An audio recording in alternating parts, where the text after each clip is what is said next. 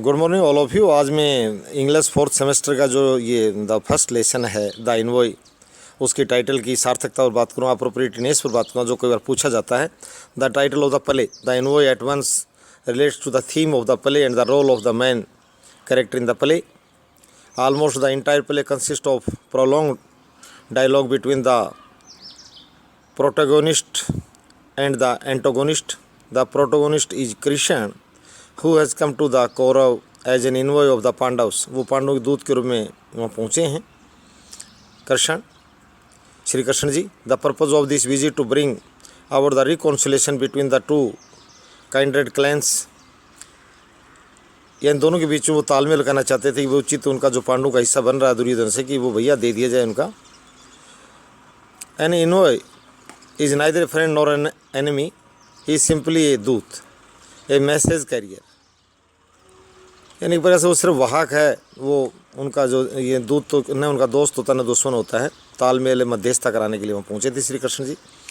But the conceited Duryodhana treats him as an antagonist and uses very derogatory words while talking to him. He even commands all the princes and warriors not to show any respect to him. उसने ये भी कहा अपने दूतों को कि श्री कृष्ण जी को किसी प्रकार का सम्मान नहीं दिया जाए। He says that anyone who stands up from his seat on his arrival to show any respect to him, he says that would be fine toll gold coins. उसने ये कहा कि अगर श्री कृष्ण जी के आने पर कोई भी अपनी सीट से खड़ा हुआ सम्मान व्यक्त करने के लिए तो उसको 12 सोने के सिक्के दंड के रूप में देने होंगे।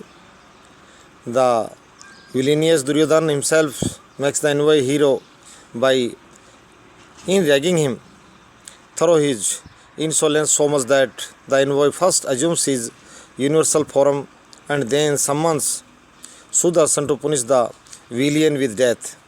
जब खलनायक को जो है मृत्यु की दंड देने के लिए उन्होंने अपना सुदर्शन चक्कर धारण किया।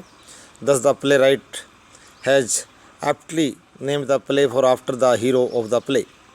The title of the play relates to not only the hero of the play but also the theme of the play. The theme of the play is an attempt to strike reconciliation between the Pandavas and the Kauravas. उनके बीच में समझौता तालमेल का प्रयास main उसका श्री कृष्ण जी का इसमें जो है उनका पार्ट था। As a means of this reconciliation the envoy has come with the suggestion that Pandavas should be given their due share of the inheritance. उनके राज्य का जो हिस्सा है, सिर्फ इतनी सी बात कहने गए थे कि भैया दुर्योधन जो उनका राज्य का जो पांडवों का हिस्सा बनता है वो उनको दे दिया जाए। Inspired all the insolence on the Duryodhana's part, Krishna ask Duryodhana for nothing but to give the Pandavas their due share of the kingdom. He even reminds him of the great sorrows and difficulties that the Pandavas have already suffered. उसने ये भी याद दिलाया कि पांडव वनवास में बहुत ही परेशानी झेल चुके हैं।